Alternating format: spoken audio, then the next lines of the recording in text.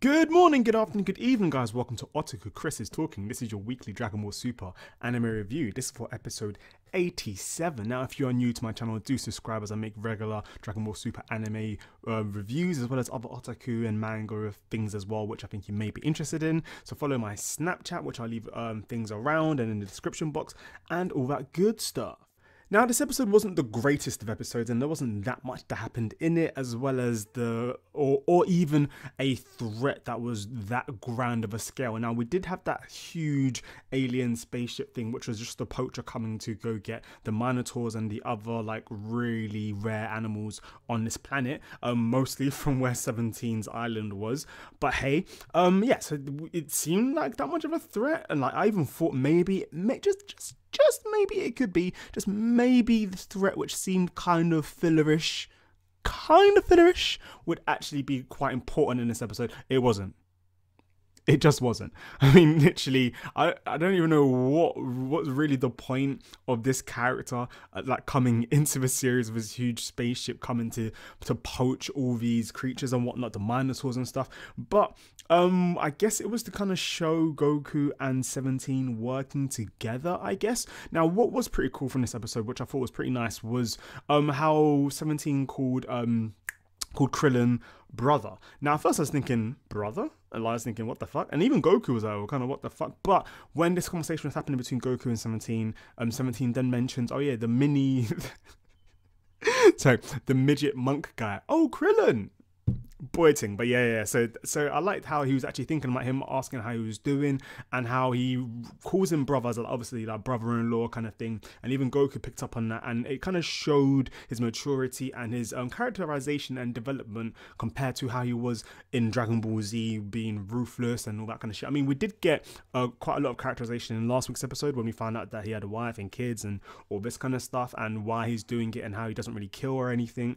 And you even get to see his way of thinking when they get into the spaceship at the beginning, and then he tells Goku, oh, you can fight but don't destroy the ship because we need to get the animals back to Earth kind of in a safe manner. So whatever you do, don't destroy the ship, don't cause too much chaos. So this episode and last week's episode did show that, so I guess it really focused more on characterization for 17, but not much more. We didn't really get to see that much fighting. I mean, we saw 17 fighting these fodder people, but it didn't really mean much. I think realistically the only thing that did mean quite a bit was when we saw 18 and Krillin, when they're both, but basically Krillin sensed that Goku's energy level was kind of floating off somewhere, and it's like, and at the same time that happened, 18, she was like she just felt kind of weird. She was like, I sense something going on. And then she says to Krillin, oh, they're the same, aren't they?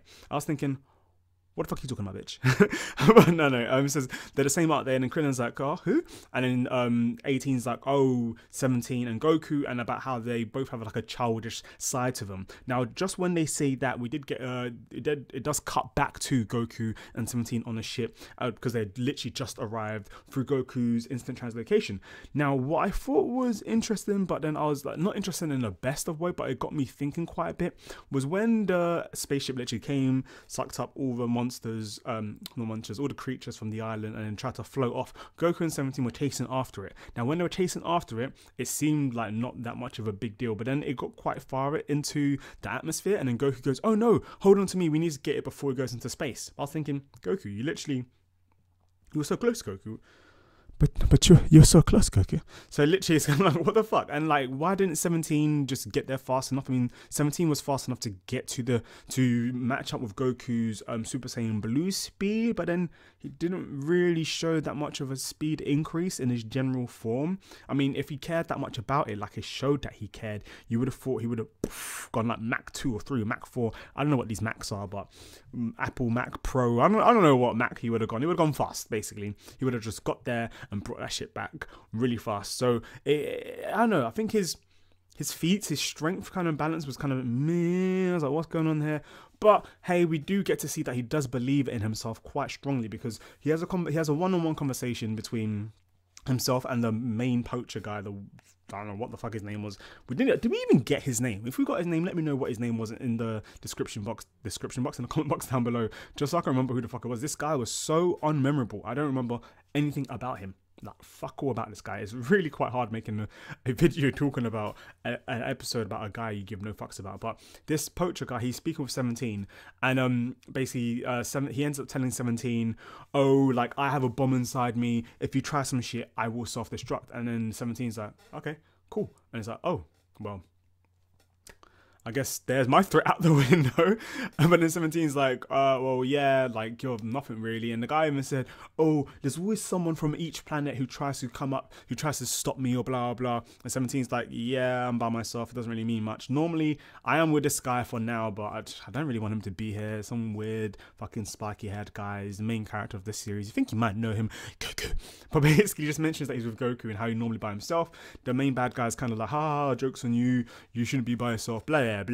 Brings up 2 henchmen with these kind of key swords, and 17 basically manages to block it with fingers, hands, some fucking ninja shit, and kind of stops him. And then he says, well, do you know the reason why I'm protecting the island by myself? Because I'm more than enough. I was like, woo, bringing out that fire, boy. Bringing out that fire, boy. So I thought, yeah, that's pretty nice. I mean, it was literally just a few little jokes here and there. This episode didn't have much to it because we basically knew that 17 was going to join Goku, and he had pretty much confirmed to Goku that he would join like before we even got kidnapped. So I think before we got kidnapped, Goku mentions about the Super Dragon Balls and about how you can make any wish that you want. And then 17's like, okay. At the end of the episode, we find out that 17's wish is to buy like a boat.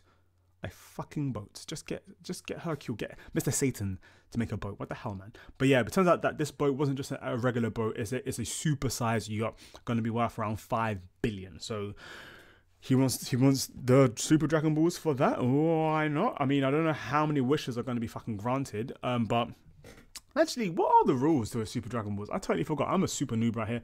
I just do the reviews. I don't really do like the smart technical thinking stuff. I know you guys out there are way better than me when it comes to all the intricate details of Dragon Ball and Dragon Ball Super. So any of you guys that know the actual rules to the Super Dragon Balls, let me know in the comment box. And the ones with the most likes, or that's been kind of, I don't know, makes the most sense, I will pin it and I'll mention you guys in my next episode review. Next episode review. These are reviews, not episodes. What the fuck? So yeah, that was kind of that. Another real funny moment as well was when the main bad guy was about to do the self-destruction thing.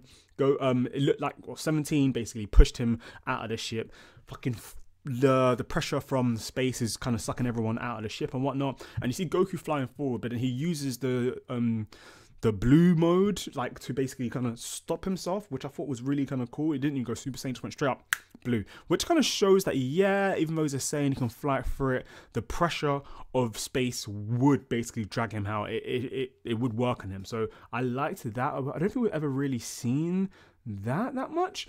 So yeah, we saw that Goku basically ends up going to where 17 is, instant translocating the main bad guy and 17 to King Kai's planet. King Kai's like, what the fuck are you doing here?